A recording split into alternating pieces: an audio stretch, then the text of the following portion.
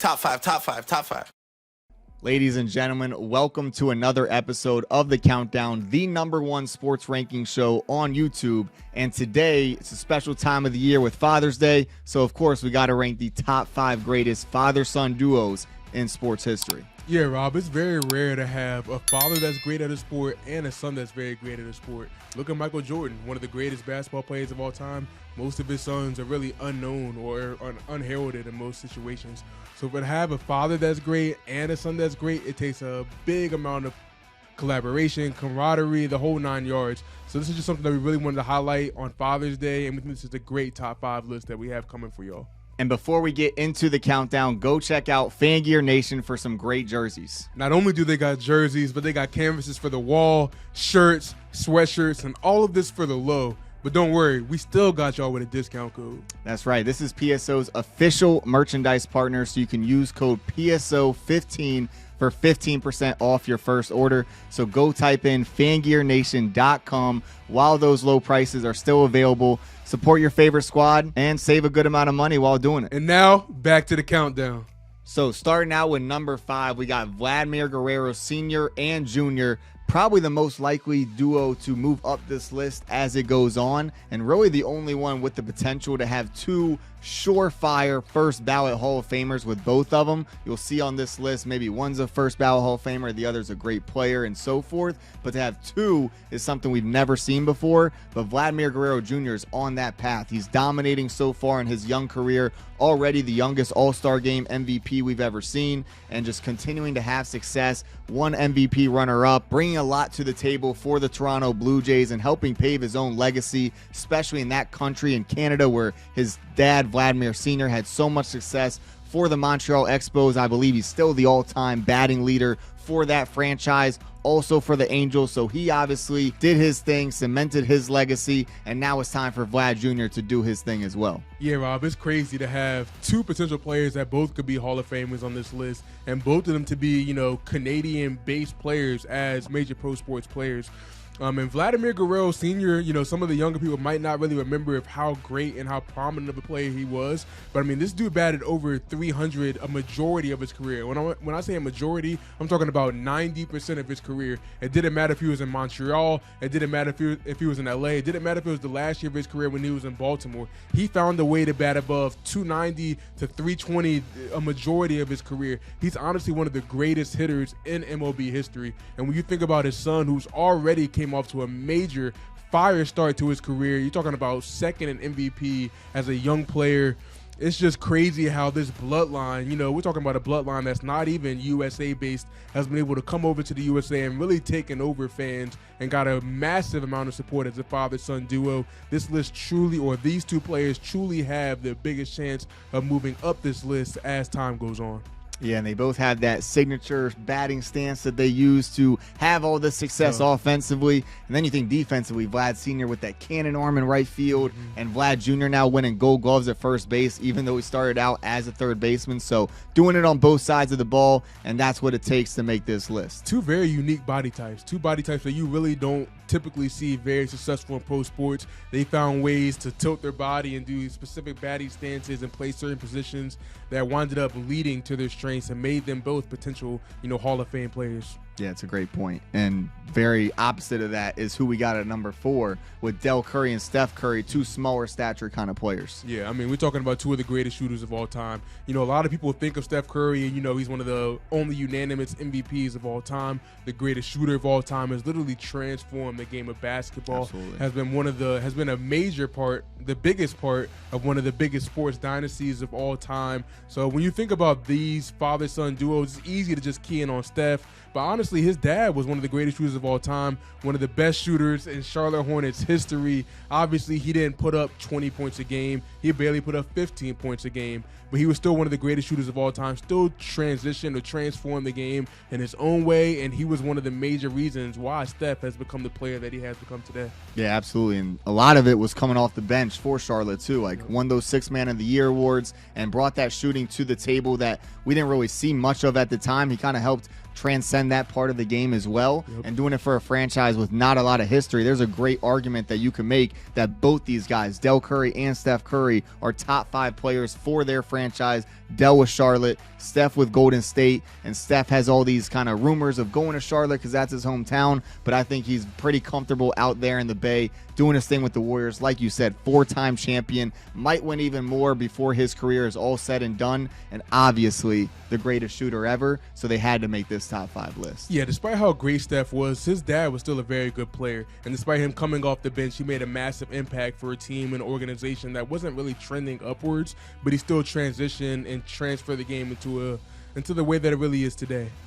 Yeah, especially by raising Steph the way he did, just making all those shots in the driveway and the gym and all the prep that it took. Obviously, Dell had a big part in that. No question. So, moving on to number 3, though, we have arguably the greatest baseball player ever in Barry Bonds and his dad, Bobby Bonds, setting the tone for him to have that Hall of Fame caliber career. Of course, he's not in the Hall of Fame with all the asterisks, and I think that's a big part of why he's not number 1, or why they are not number 1 on this list, is because of the, steroid allegations throughout his career. But if you just look at what he did even before those steroid allegations, it'd be hard to leave them off this list because they had so much success. Bobby, first of all, getting to those 3 All-Star games, then Barry, winning multiple MVPs during his time in Pittsburgh before even getting to San Francisco. And then obviously when you add that in there of those 73 home run seasons and the most homers of all time, the most MVPs of all time, all the accolades that he's compiled over his total career, it's pretty hard to question their greatness and both of them doing it in such a high level for so long. Despite Barry Bonds not being in the MLB Hall of Fame, most home runs of all time, we're talking about 7 MVPs. 7 is one of the most insane numbers that I've ever heard of. We're talking about 7 MVPs, the most probably in any sport, obviously the most in baseball. We're talking about one of the most prolific, one of the greatest baseball players of all times, but we still can't discount what his father did. His father came top 3 in the MVP race, or top 5 in the MVP race 3 times in his career. So his father was still a hell of a player. And we're talking about people that obviously hit the ball out the ballpark, had great batting averages, great slugging percentages, but these dudes fielded too. Multiple Gold Gloves from both players, outstanding outfielders, true pioneers of the game. The impact that Barry Bonds has had on baseball, despite during the steroid rage, this one baseball was at its top. This one had its most viewership, the whole 9 yards. Yeah. And Barry Bonds was as exciting as it got. You think about that park where he's hitting bombs into the fucking water and easily clearing the park. Barry Bonds is one of the greatest players of all time, and a major reason why is because his dad paved the way for him to be that type of player. Yeah, when you look at this list, it's really interesting to see how these players kind of shaped their way similar to their father, setting the tone early on. You talk about the Guerreros, both of them kind of bigger power hitters, both kind of fitting that mold. And then with the Currys, both sharpshooters, able to shoot very well. Yes, and then now with the Bondses, both successful outfielders on both sides of the ball, doing it with their glove, having success in the batter's box. And it's just kind of very interesting to see how those players ended up very similar to their father, just like at number 2 where we have Archie Manning and Peyton Manning, both very successful signal callers behind center. Yeah, it's a mentor-mentee relationship, and obviously when your father's teaching certain things, there's a lot of hard love, a lot of hard ball, but at the end of the day, all of these players typically transition to be better players than their fathers. And when you talk about Archie and Peyton Manning, that's a clear distinction of it. Archie Manning was a major player, major quarterback for the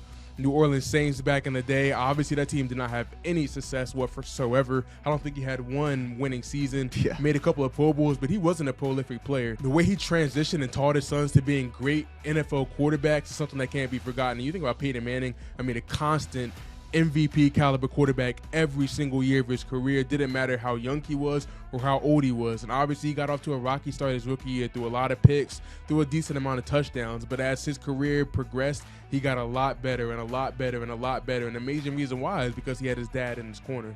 So when you think about great players, and obviously they have to have a massive amount of accomplishments. Archie Manning didn't have that, but Peyton Manning had almost every single accomplishment that you could get from a quarterback. We're talking about the most first-team All-Pros of any NFL quarterback in NFL history. Peyton Manning was truly one of the greatest quarterbacks of all time.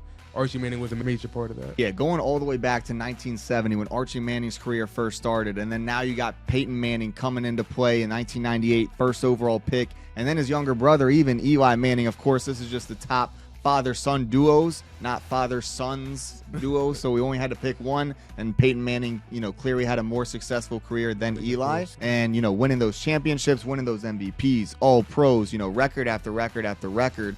Peyton Manning really helped change the game from a mental standpoint at the line of scrimmage, calling those audibles, reading the defense, and, it's almost impossible not to credit his father for helping train him, bringing that tutelage to him, and just helping put him in a position to succeed right from growing up, and especially playing with his brother in the backyard and all those games leading into being one of the greatest quarterbacks ever, and alongside him, one of the best father-son duos of all time, and they even got another one in Arch Manning might be on the way as well. 100%. Peyton Manning and Tom Brady are one of the last standalone quarterbacks that really can't move and have zero mobility.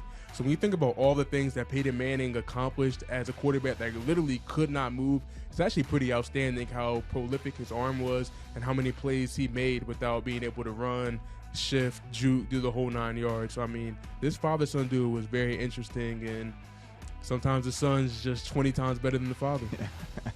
That's how it plays out sometimes. Similar to number one, the greatest father-son duo in sports history has to be Ken Griffey Jr. and Ken Griffey Sr. And this was the only father-son duo that actually got to play with each other. I mean, we hear LeBron James wants to play with his son. The Griffeys were the ones to really pave the way for that, doing it for the Seattle Mariners back then in the 90s, hitting back-to-back with each other. I think they're the only father-son duo to hit back-to-back home runs. Only father-son duo to win All-Star Game MVPs from each of them. And so you just see the success that both of them had, and it's just hard not to put them at the top position on this list, because obviously Ken Griffey Jr., one of the greatest players of all time, winning an MVP, dominating the entire 90s decade before he dealt with some injury problems there in Cincinnati. But his dad also had a very successful career, winning 3 All-Stars, and really helped paving the way for his son to dominate. That's why he was a number 1 overall pick, because he was able to learn from his All-Star father and obviously took it to another level himself. And both of them combined, though, became the greatest father-son duo that we've ever seen. Yeah, Robin, that's why these top 5 lists are so important. Like, you think of Ken Griffey Jr., and it's so easy to forget about Ken Griffey Sr. Yeah. But like you just highlighted, he was still a great player.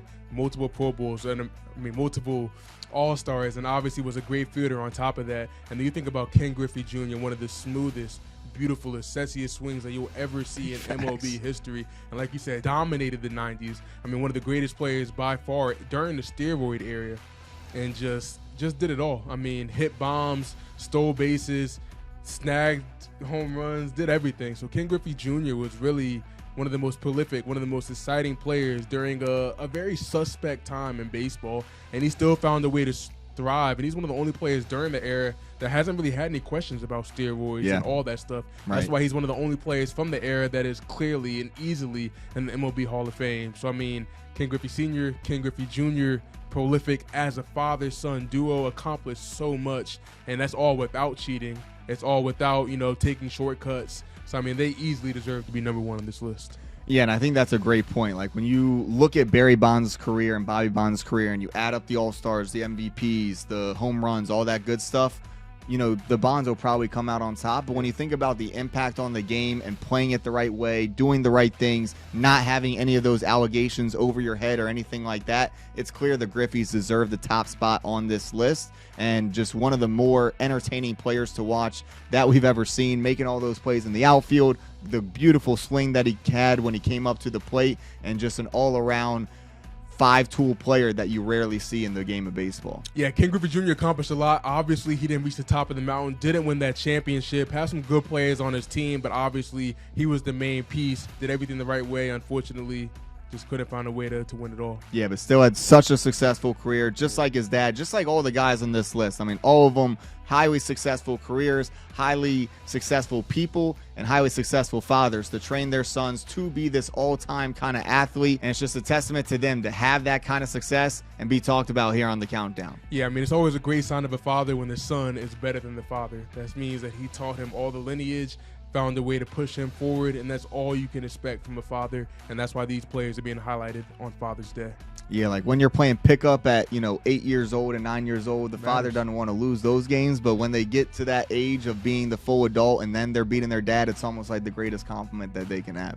100%. So all the fathers out there, have a happy Father's Day. But before y'all enjoy your day, make sure you smash that like, hit that subscribe, show some love to me and your boy. And we're going to continue to drop some fire-ass episodes every single week. Absolutely. Shout out to all the fathers out there. Shout out to all the sons and daughters. Shout out to my father. Love you lots. And we'll see you next time on The Countdown. Peace.